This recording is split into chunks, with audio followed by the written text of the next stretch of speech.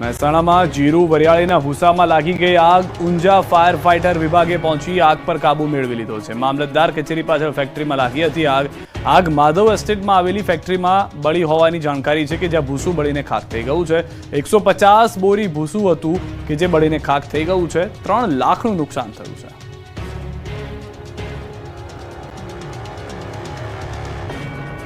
મગફળીની ગોડાઉનમાં આગ તો કાબૂમાં આવી, પરંતુ વિવાદનો ધુમાડો હજુ યથાવત છે. સુરેન્દ્રનગરના થાન નજીક મગફળી ગોડાઉનમાં લાગેલી આગ તો બુઝાઈ છે, પરંતુ વિવાદનો ધુમાડો હજુ પણ છે. ગઈકાલે એક જ દિવસમાં 2 વખત એક જ ગોડાઉનમાં આગ લાગી. એક સવારે તો બીજી વખત મોડી સાંજે. ફક્ત 10 કલાકમાં એક જ ગોડાઉનમાં 2 વખત આગના બનાવથી સવાલો ઉઠ્યા છે. આગમાં 70,000 કિલો મગફળીનો જથ્થો બળીને ખાખ થયો છે. હિટનગરમાં સરકારી અનાજના ગોડાઉનમાં આગ બાદ સુરેન્દ્રનગર, ચોટીલા, થાન અને હળવદના ફાયરની ટીમો લાખો લીટરનો મારો ચલાવી આગ પર કાબુ મેળવ્યો હતો. બાદમાં મગફળીનો જથ્થો જેસીબીથી ગોડાઉનની બહાર કાઢવામાં આવ્યો હતો. સરકાર દ્વારા ટેકાના ભાવે ખરીદી કરવામાં આવેલી મગફળીમાં અચાનક આગ લાગતા ફરી મગફળી કૌભાંડની આશંકાઓ ઊભી થઈ છે. આક્ષેપ છે કે ટેકાના ભાવે ખરીદેલી મગફળી કૌભાંડને ઢાંકવા અને પુરાવાઓ નાશ કરવાના ઈરાદે બીજી વખત આગ લગાવાઈ છે. કોંગ્રેસ ધારાસભ્ય કિરીટ પટેલે આક્ષેપ કર્યો કે આગ નથી લાગી, પરંતુ ભ્રષ્ટાચારની આગ છે. બારદાનમાં ભૂસું ભરીને મગફળીના નામે કૌભાંડ ચલાવાયું છે. સરકાર જવાબદારો સામે કડક પગલાં લે તેવી માંગ પણ પટેલે કરી છે. તો ખેડૂત આગેવાન પાલ આંબલિયાનો આક્ષેપ છે કે ભ્રષ્ટાચારને છુપાવવા મળતિયા આગ લગાવી રહ્યા છે. એફસીઆઈના ગોડાઉનમાં ક્યારેય આગ નથી લાગતી, પરંતુ મગફળીના ગોડાઉનમાં જ કેમ આગ લાગે છે તેવા સવાલો ઉઠ્યા છે. જોકે આગ લાગવાનું કારણ સાચું શું છે તે તપાસ બાદ જ બહાર આવશે. ગાંધીનગરમાં એક વ્યક્તિએ જ તેની પત્ની અને બાળકની હત્યા કરી આપઘાતનો પ્રયાસ કર્યો. ગાંધીનગરના સરગાસણમાં ડબલ મર્ડરમાં નવો વળાંક આવ્યો છે. સરગાસણની એક સોસાયટીમાં દીકરા અને પત્નીની હત્યા બાદ એક વ્યક્તિએ આત્મહત્યાનો પ્રયાસ કર્યો હતો. આરોપી હરેશ વાઘેલાએ પોતાના 5 વર્ષના દીકરાની હત્યા કરી અને પત્નીને ટૂંપો દઈ હત્યા કરી હતી. પત્ની અને દીકરાની હત્યા કર્યા બાદ આરોપી હરેશે હાથની નસ કાપીને આત્મહત્યા કરવાનો પ્રયાસ કર્યો હતો. શેરબજારમાં દેવું થતા આ પગલું ભર્યું હોવાનું આરોપીએ સુસાઇડ નોટમાં ઉલ્લેખ કર્યો હતો. પતિ પત્નીના ઝઘડામાં હત્યા કર્યાની પોલીસને આશંકા છે. પોલીસે સૂત્રોના મતે પત્ની અને પુત્રની હત્યા ગુરુવારે સવારના અરસામાં કરવામાં આવી હોવાની જાણકારી આપી અને ડબલ મર્ડર બાદ હત્યારા પતિએ પોતાના કપડાં બદલ્યા હતા અને પોલીસ પહોંચે તે પહેલા પોતાની જ નસ કાપી હતી. જોકે હાથની નસ કાપી તે ઘાવ પણ જીવલેણ નથી, જેથી શેરબજારમાં દેવું થયાની સુસાઇડ નોટ ઉપર પોલીસને શંકા છે. સાથે જ સહાનુભૂતિ મેળવવા અને બચવા માટે આરોપી આત્મહત્યાનો પ્રયાસ કર્યાની આશંકા છે. આ બનાવમાં પતિની હાલત ગંભીર છે અને તે સિવિલમાં સારવાર હેઠળ છે. પોલીસની તપાસમાં ખુલ્યું છે કે આરોપી હરેશે માસૂમ દીકરાનું માથું ક્રૂરતાપૂર્વક તિજોરી સાથે અથડાવી તેને મારી નાખવામાં આવ્યો હતો. અમદાવાદના ફતેવાડી કેનાલમાં ડૂબી ગયેલા 3જા યુવકનો મૃતદેહ પણ મળી આવ્યો છે. રીલ્સના ચક્કરમાં ડૂબેલા 3જા યુવકનો પણ આખરે મૃતદેહ મળી આવ્યો છે. ગઈકાલથી ચાલતી શોધ બાદ ફતેવાડી ગામ ઘાંચી ફાર્મ નજીક ગરનાળામાંથી 3જો મૃતદેહ પણ મળી આવ્યો છે. મૃતક ક્રિશ દવે ગઈકાલે મિત્રો સાથે કેનાલમાં ડૂબ્યો હતો. ગઈકાલે તેના 2 મિત્રો યક્ષ અને યશની ગઈકાલે જ કેનાલમાંથી લાશ મળી આવી હતી. રીલ્સના વ્યસનીઓ માટે લાલબત્તી સમાન બનાવ બન્યો હતો, જેમાં સરખેજના ફતેવાડી કેનાલમાં સ્કોર્પિયો કાર ખાબકી હતી. રીલ બનાવવાના શોખમાં 3 યુવકો કેનાલમાં ડૂબ્યા હતા. તેમાં યક્ષ ભંકોડિયા અને યશ સોલંકીનો મૃતદેહ મળી આવ્યો હતો, જ્યારે ક્રિશ દવેનો મૃતદેહ આજે મળ્યો છે. 6-7 યુવકોએ પોતાના 2 એક્ટિવા મૂકી 3500 રૂપિયાના ભાવે 4 કલાક માટે કાર લઈને નીકળ્યા હતા અને ગઈકાલે બપોરના 4 વાગે વાસણા બેરેજ તરફ રીલ બનાવવા માટે ગાડી લઈને ગયા હતા. કાર એક સગીર ચલાવી રહ્યો હતો ત્યારે એક્સિલેટર પરથી કાબુ ગુમાવ્યો. સીધી કાર કેનાલમાં ધડામ દઈને ખાબકી. આ બનાવમાં ફાયર અને પોલીસની ટીમ ઘટના સ્થળે પહોંચી અને કારને કેનાલમાંથી બહાર કાઢી હતી. વડોદરામાં વકીલે બ્લેકમેલ કરીને યુવતી પર દુષ્કર્મ આચર્યું. બીકોમની વિદ્યાર્થીનીને પીંખી નાખી. વડોદરા જિલ્લાના પાદરામાં રહેતી 19 વર્ષીય યુવતીને બ્લેકમેલ કરી કાસમ ચૌહાણ નામના વકીલે વારંવાર દુષ્કર્મ આચરતા ચકચાર મચી ગઈ. પોલીસે આરોપીને ઝડપી પાડી વધુ તપાસ હાથ ધરી છે. વડોદરાના પાદરામાં રહેતી અને એમએસ યુનિવર્સિટીમાં બીકોમના પ્રથમ વર્ષમાં અભ્યાસ કરતી 19 વર્ષીય યુવતી જ્યારે ધોરણ 11માં અભ્યાસ કરતી હતી ત્યારે કાસમ સલીમભાઈ ચૌહાણ તેના ઘરે ટ્યુશન ક્લાસીસ ચલાવતો, જે બાદ પણ યુવતી સાથે દુષ્કર્મી સંપર્કમાં હતો. તેની બાઇક ઉપર બેસાડીને અલગ અલગ જગ્યાએ ફરવા લઈ જતો. ચાપડ ગામની સંત કબીર સ્કૂલ પાસે જાળી ઝાંખરામાં લઈ જઈ ફોટા બતાવી બ્લેકમેલ કરી દુષ્કર્મ આચર્યું હતું. તારા ઘરનાને ફોટા બતાવી દઈશ કઈ મરજી વિરુદ્ધ શરીર સંબંધ બાંધ્યો હતો. ત્યારબાદ પણ તે અવારનવાર ફોન કરી ફરવા જવા માટે દબાણ કરતો હતો. દીકરીના વ્યવહારમાં ફેરફાર દેખાતા માતા પિતાએ હિંમત આપીને પૂછપરછ કરતા દીકરીએ પોતાની આપવીતી જણાવી. આ અંગેની જાણ થતા પાદરા હિન્દુ એકતા સંગઠને રોષ ઠાલવ્યો. અટલાદરા પોલીસ સ્ટેશન ખાતે એકત્ર થયા. આરોપીને કડકમાં કડક સજા થાય તેવી માંગણી કરી.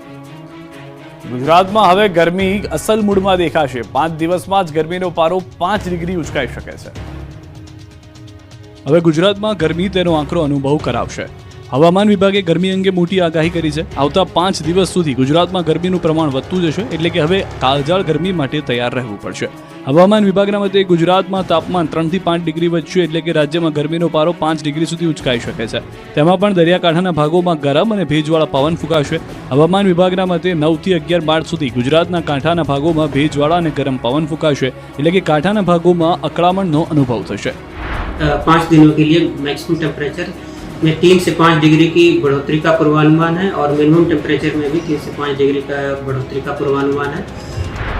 ઉત્તર પાકિસ્તાનમાં સર્જાયેલા વેસ્ટર્ન ડિસ્ટર્બન્સ અને સાયક્લોનિક સર્ક્યુલેશનની અસર લઈને હિમાલયની પર્વતમાળા વરસાદ અને હિમવર્ષા થઈ રહી છે, જેમાં ઉત્તર ભારતમાં થયેલી હિમવર્ષાને કારણે ગુજરાતના વાતાવરણમાં પલટો આવ્યો છે, જેને કારણે પાછલા 2 દિવસમાં લોકોને ઠંડીનો અનુભવ થયો છે. જોકે હવે 5 દિવસ લઘુત્તમ અને મહત્તમ તાપમાનમાં વધારો થવાની આગાહી છે. તેમાં પણ 9 થી 10 માર્ચના રોજ સૌરાષ્ટ્ર અને દક્ષિણ ગુજરાતના દરિયાકાંઠાના વિસ્તારમાં ગરમ અને ભેજયુક્ત હવામાન રહેશે. રાજ્યમાં આગામી 13 માર્ચ સુધી શુષ્ક હવામાનની સંભાવના છે. પવનની ગતિને ધ્યાનમાં રાખીને માછીમારોને દરિયો ન ખેડવા માટે જણાવાયું છે.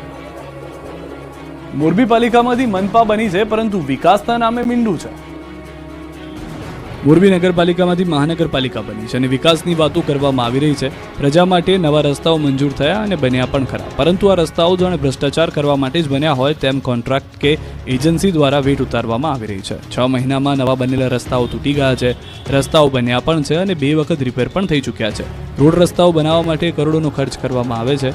મોરબીના પંચાસર રોડ અને રવાપર રોડ બન્યા તેને માત્ર 6 મહિના થયા છે, પરંતુ ત્યાં જ આ બંને રસ્તાઓ પર નાના મોટા ગાબડા જોવા મળી રહ્યા છે. તેમજ અમુક જગ્યાએ તો પ્રજાના રૂપિયે આ ગાબડા 2 વખત રિપેર થઈ ચૂક્યા છે.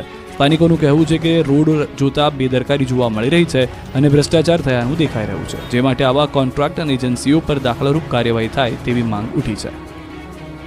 મહેસાણા માર્ગ અને મકાન વિભાગે બુદ્ધિનું દેવાળું ફૂક્યું હોવાનો ઘાટ સર્જાયો છે. મહેસાણામાં માર્ગ મકાન વિભાગની ઘોર બેદરકારી સામે આવી. શિવાલા સર્કલ પાસે બની રહેલા બ્રિજના કામમાં તંત્રની બેદરકારી જોવા મળી. પહેલા બ્રિજ અડધો બનાવ્યો, બાદમાં ખ્યાલ આવ્યો કે ત્યાંથી હેવી વીજ લાઇન પસાર થાય છે. હવે જ્યાં સુધી વીજ લાઇન ન હટે ત્યાં સુધી બ્રિજનું કામ બંધ રાખવાની ફરજ પડી. બ્રિજનું કામ અધવચ્ચે બંધ થતાં લોકોને અગવડ પડી રહી છે. ટેન્ડર આપવાની પ્રક્રિયા સમયે સર્વે થયો હતો કે નહીં તે લઈને પણ અનેક સવાલો ઉઠી રહ્યા છે. મહેસાણામાં શહેર કોંગ્રેસ અગ્રણી ભૌતિક ભટ્ટે આ મામલે માર્ગ અને મકાન મંત્રીને રજૂઆત કરી. 10 દિવસમાં જવાબદાર વ્યક્તિ સામે કાર્યવાહી કરવા માંગ કરી અને જો કાર્યવાહી ન થાય તો આંદોલનની ચીમકી ઉચ્ચારી. હાલમાં માર્ગ અને મકાન વિભાગે બુદ્ધિનું દિવાળું ફૂક્યો હોવાનો સ્થાનિકોનો આક્ષેપ જોવા મળી રહ્યો છે. વાત એવી સરકારી શાળાની જ્યાં પ્રવેશ માટે લાગે છે લાઈન. ખાસ વાત તેનું કારણ પણ રોચક. આમ તો ખાનગી શાળાઓ અવનવી સુવિધાઓ ઊભી કરી વાલીઓ અને વિદ્યાર્થીઓને આકર્ષતી હોય છે, પરંતુ પોરબંદર શહેરમાં એક સરકારી શાળાએ ખાનગી શાળાને ટક્કર મારે તેવી સુવિધા ઊભી કરી છે. પોરબંદરમાં અંગ્રેજી માધ્યમ ધરાવતી MK ગાંધી સ્કૂલ પોતાની વેબસાઇટ અને મોબાઈલ એપ બનાવી છે. શાળાના તમામ વિદ્યાર્થીઓનો પ્રોગ્રેસ રિપોર્ટ, અટેન્ડન્સ તથા એડમિશન પ્રોસેસ સહિત તમામ ડેટા વેબસાઇટ અને મોબાઈલ એપમાં ઓનલાઈન અપડેટ કરવામાં આવે છે. આ સુવિધાથી વિદ્યાર્થીઓ, વાલીઓ અને શિક્ષકો માટે પણ તમામ જાણકારી મેળવી સરળ થઈ જાય છે. આ અંગે વાલીઓ અને વિદ્યાર્થીઓ તો શાળાની પ્રશંસા કરી જ રહ્યા છે, સાથે સાથે શાળામાં પ્રવેશ મેળવવા માટે પણ લાઈન લાગતી હોય છે. સવાર અને બપોરે 2 પાળીમાં ચાલતી શાળામાં 1200 જેટલા વિદ્યાર્થીઓ અભ્યાસ કરે છે. શાળાના આચાર્યએ જણાવ્યું કે સરકારી શાળા પાસે એટલું ભંડોળ હોતું નથી, પરંતુ કેટલાક વાલીઓ અને દાતાઓની સહાયથી આ વેબસાઇટ અને એપ બનાવવામાં આવી છે. ત્યારે તેમણે આ ભંડોળ આપનાર તમામનો આભાર પણ માન્યો હતો. સુરતમાં 100 ટન ગાયના છાણમાંથી થશે વૈદિક હોળી.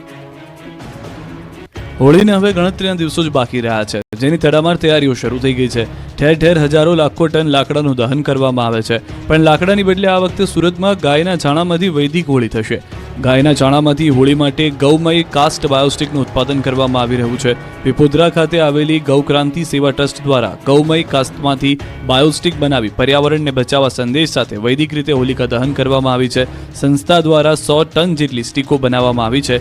ગૌમાતાના છાણને સળગાવવામાં આવે તો તેમાંથી ઓક્સિજન ઉત્પન્ન થાય છે અને વાતાવરણને વૈદિક કરે છે. આ સંસ્થા છેલ્લા 7 વર્ષથી કાર્યરત છે. દ્વારકાના ખંભાળિયામાં ન્યૂઝ 18ના અહેવાલની અસર જોવા મળી. દ્વારકાના ખંભાળિયામાં ન્યૂઝ 18ના અહેવાલની અસર જોવા મળી છે. સ્થાનિક સમસ્યાને ન્યૂઝ 18 ગુજરાતીએ વાચા આપી અને પ્રશ્નનું નિરાકરણ આવતા સ્થાનિકો ન્યૂઝ 18નો આભાર માની રહ્યા છે. થોડા દિવસ પહેલા ખંભાળિયા તાલુકાના શક્તિનગર વિસ્તારમાં પાણીના ટાંકા બનાવવાનું કામ ચાલુ હતું, ત્યારે બાજુમાં આવેલ કોળી સમાજની સ્મશાનની જગ્યામાં મૃતકની સમાધિ પર જેસીબી ચલાવી દેવામાં આવતા કોળી સમાજ રોષે ભરાયો. એક પરિવારની દીકરીની સમાધિ હટાવી કોન્ટ્રાક્ટર દ્વારા ત્યાં સહિતનું મટીરીયલ ઠાલવી દેવાતા મામલો ગરમાયો અને દીકરીના પિતાએ આત્મવિલોપનની ચીમકી ઉચ્ચારી હતી. તે અહેવાલ ન્યૂઝ 18 ગુજરાતીમાં પ્રસિદ્ધ થતા સરપંચ અને કોન્ટ્રાક્ટર દ્વારા તાત્કાલિક આ પરિવારને મળી કોળી સમાજની દીકરીની સમાધિ જે સ્થળ પર હતી ત્યાં જ બનાવી આપવામાં આવી હતી. સમાધિ બનતા આજે કોળી સમાજના લોકો મોટી સંખ્યામાં સમાધિ પર પહોંચી ન્યૂઝ 18 ગુજરાતીનો આભાર વ્યક્ત કર્યો હતો. જરૂરિયાતમંદો માટેનું